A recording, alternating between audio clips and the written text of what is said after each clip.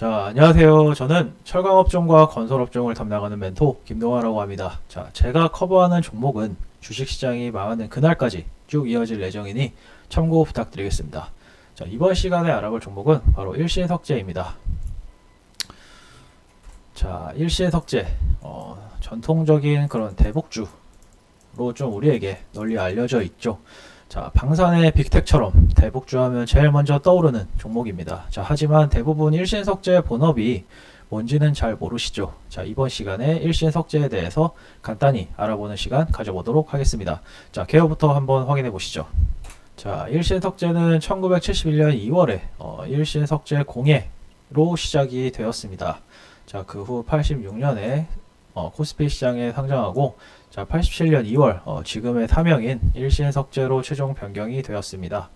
자, 말 그대로 돌을 가공을 해서 건자재로 사용하거나 공예품으로 만들어 판매를 하면서 과거부터 지금까지 같은 업을 쭉 영위해 오고 있는데, 자, 현재는 석공사 시공 능력 평가에서 국내 1위를 좀 기록하고 있는 회사라고 간단히 보시면 좋을 것 같습니다. 자, 요런 건축 마감재를 판매를 하는데, 자, 일신석재의 경우 이제 포천 석산을 자체 개발을 해가지고 독자적으로 이런 건축석 생산 라인을 구축을 하고 각 수요처에 공급을 하고 있습니다. 자, 다른 건자재사와 마찬가지로 건축석 브랜드도 좀 보유를 하고 있는데, 자, 바로 일솔레라고 합니다. 자, 자료를 보시면 웬만한 그런 컬러 강판은 저리 가라고 할 정도인 것 같은데요. 자, 이렇게 다양한 색감이나 패턴을 좀 구현하는 그런 신석종 개발을 아직까지도 꾸준히 하고 있다고 합니다. 자, 왜 국내 1위인지 눈을 통해 직관적으로 좀 확인해 볼 수가 있는 부분이죠. 자, 다음으로는 재무제표를 한번 확인해 보도록 하겠습니다.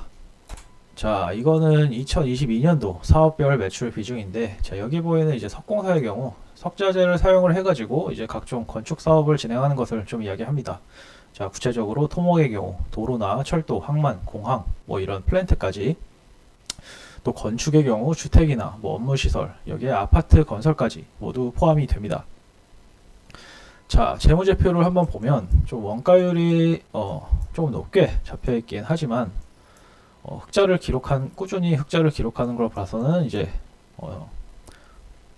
원가 관리가 다른 회사에 비해서 좀 상당히 잘 되고 있는 모습입니다. 자, 사실 여기서 욕심을 내고 단가를 올려서 전방 산업을 좀 쥐어짤 수도 있었겠지만, 다른 대형 우량한 회사처럼 같이 성장하자는 그런 의미에서 가격을 좀 조절하고 있는 것이 아닐까 조심스레 추측을 해볼 수가 있을 것 같습니다. 자, 다음으로는 석재 시장의 전망을 한번 해보도록 하겠습니다. 자, 우선 국내 석재 산업의 경우 건설 경기의 변동과 대체로 흐름을 좀 같이 하는 특성이 있는데요. 자, 이 자료는 이제 석재 산업의 규모인데, 자, 좀 전반적으로 폭발적인 그런 성장을 하는 산업은 아니라 좀 볼 수가 있죠. 자, 아무래도 석재 상품의 경우 가격이 다른 마감재에 비해서 상대적으로 높은 좀 사치성 물품이라고도 볼 수 있기 때문인데, 자, 국민들의 가처분 소득 추이에도 어느 정도 영향을 받는다라고 유추를 해볼 수가 있을 것 같습니다. 자, 우선 건설업의 선행지표로 할 수 있는 이 허가면적 지표입니다. 자, 허가면적은 2015년 이후 지속적인 감소세를 좀 보이다가 2020년에 상승 반정했는데, 재작년 코로나 회복 시기에 이제 좀 피크를 좀 찍었었죠. 자, 이에 따라 건축 착공 면적 또한 2020년부터 큰 폭으로 반등하기 시작을 해서 2021년 10% 이상의 증가세를 좀 보여준 적이 있습니다. 자, 하지만 작년부터 건축 허가 면적이 큰 폭의 그 증가세를 보인 반면에, 자, 해당 시기에 이제 착공 면적이 대폭 감소를 하면서 여기서 괴리가 잠시 나타났었는데, 자, 이건 비주거용 건축 시장에 비해서 주거용 시장에서 착공 지연이나 연기가 많이 나타나고 있는 상황인 것으로 좀 파악을 해볼 수가 있습니다. 자, 이런 괴리는 건설자재 가격이나 전반적인 공사비용 상승으로 인해서 건축 허가 이후 착공으로 이어지지 않는 것을 좀 의미를 합니다. 자, 대표적인 요인으로 고금리가 길게 이어져 오고 있음에 따라서 자금 조달이 용이하지 못하기 때문이겠죠.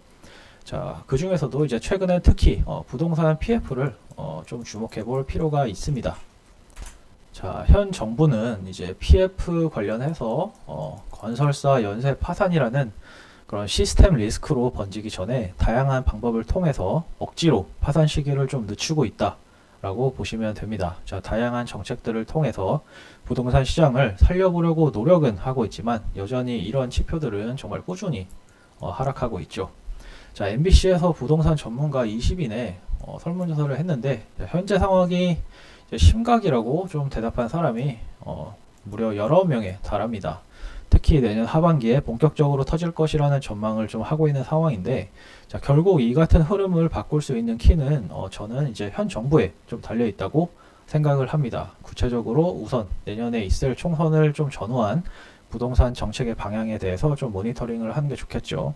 자, 그 다음에 현재와 같은 고금리에 대한 정책의 피봇 가능성에 대해서 좀 집중을 하면서, 자, 건설업종에 관심이 있다면 인내심을 좀 가지고 상황을 지켜보는 것이 좋겠다라고 좀 말씀을 드려보면서 이것으로 일진석재의 종목 분석을 마치도록 하겠습니다. 영상이 도움이 되셨으면 좋겠습니다. 끝까지 시청해주셔서 감사합니다.